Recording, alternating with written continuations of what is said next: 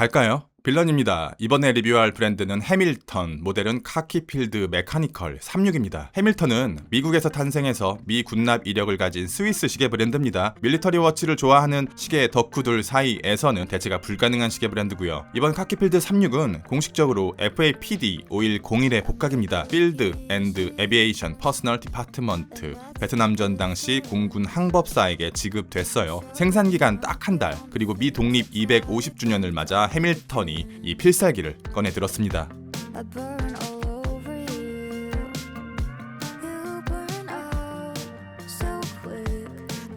사이즈 36mm, 두께 10.2mm, 러그트러그 46.2mm, 러그폭 18mm, 106만원, H50 수동 무브먼트, 80시간의 파워 리저브, 니바크론 헤어스프링, 박스형, 아크릴 크리스탈, 샌드블라스트 케이스, 픽스드 러그, 10바, 100m 방수, 17cm의 손목둘레 위에서 이 정도의 사이즈감을 보여줍니다. 제 시각에서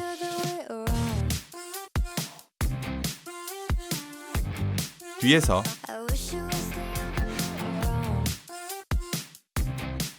측면에서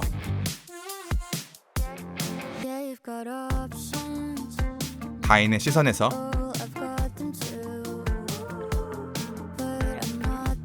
주머니샷,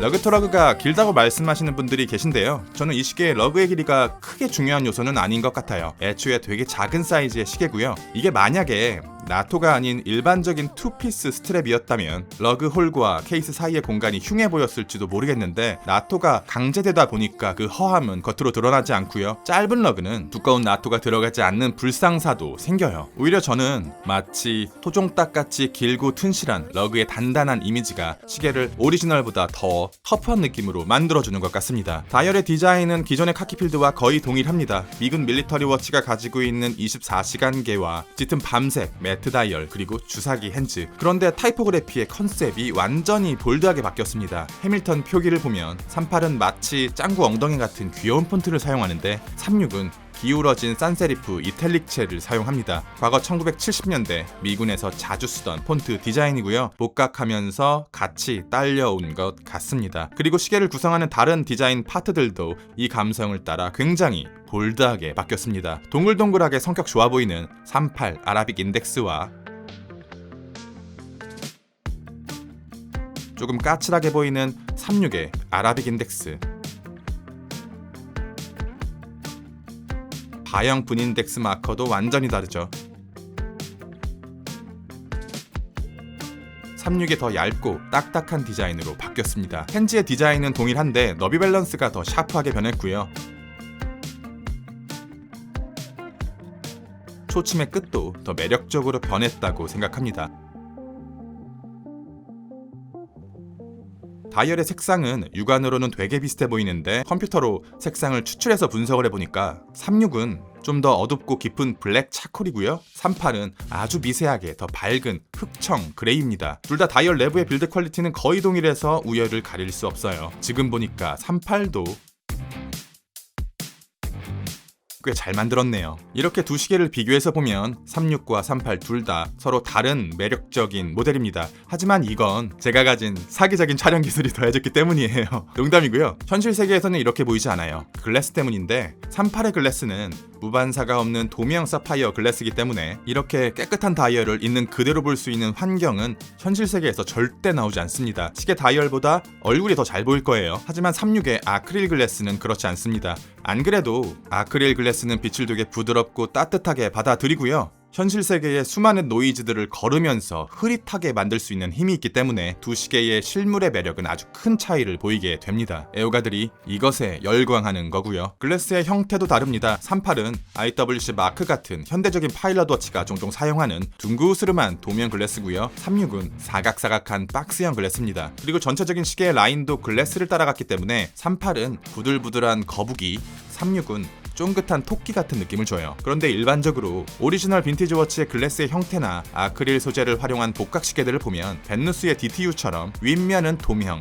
끝면은 박스형, 그리고 이 서로 다른 곡률이 자연스럽게 연결되는 방식으로 글래스를 만드는 경우가 많습니다. 그리고 이 글래스는 베젤과 자연스럽게 이어지면서 그 아래를 챕터링이 지지해주는 구조로 만들어지는데요. 이번 카키필드 36은 이 글래스의 설계 방식이 조금 특이합니다. 많은 애호가 분들이 카키필드 36의 유출샷을 보면서 뭔가 어색하다고 느낀 점이 아마 이것일 가능성이 높은데, 베젤과 챕터링 사이에 글래스가 파고드는 공간이 하나 더 추가되었고, 이것 때문에 글래스가 들어가는 연결 부위가 마치 여러 겹의 주름 같은 느낌을 주게 됩니다. 38과 비교해서 보면 확실히 복잡하죠?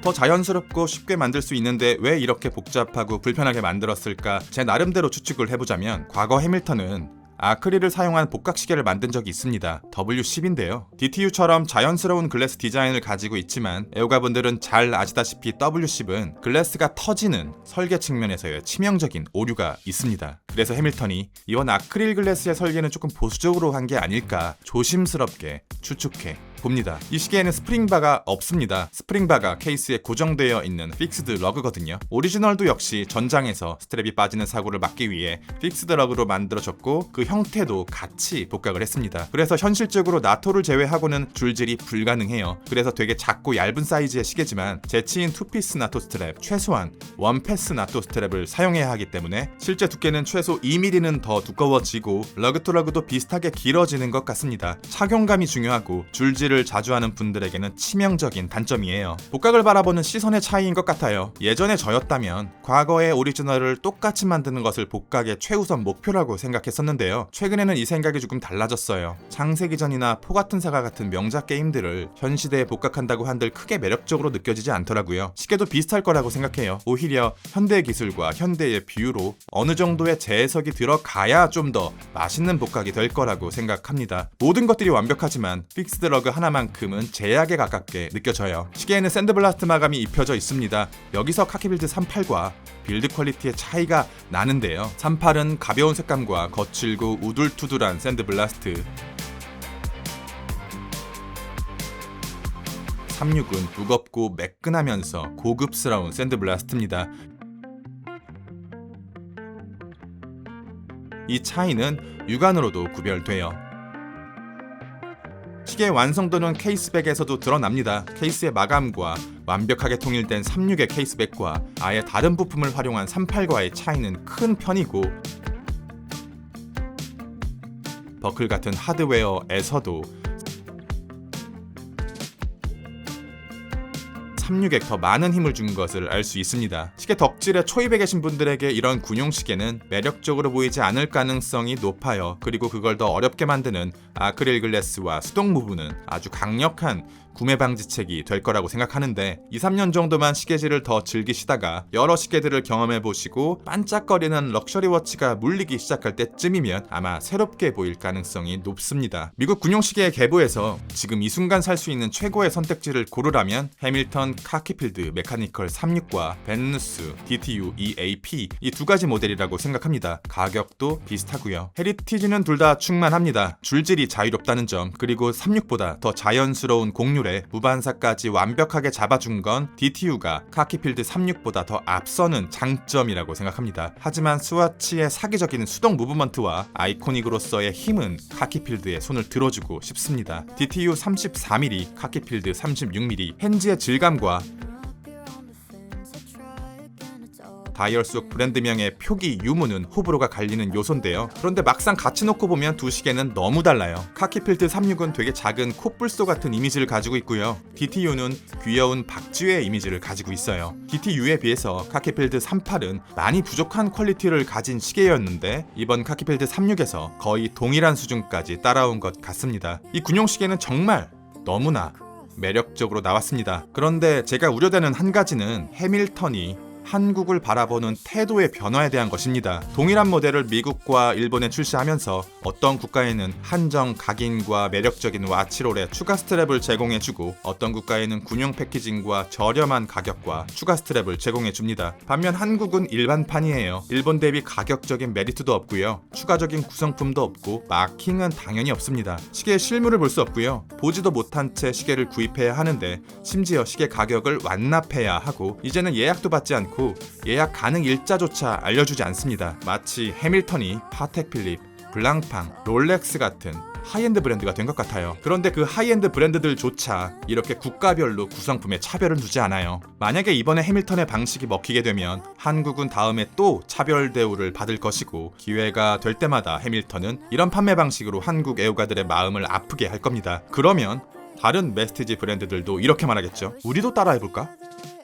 카키필드 36은 2026년 한 해만 생산된다고 합니다. 해밀턴의 갑질에 대해서는 아쉬움이 많지만 시계는 정말 훌륭하기 때문에 내년에 해밀턴이 카키필드 36의 얼굴에 점을 하나 더 찍고 픽스드 러그를 스프링바로 바꾸면서 이건 다른 모델이야 라고 주장하지 않는다면 사야 할 시계라고 생각합니다. 리뷰는 여기까지 빌런이었습니다. 감사합니다.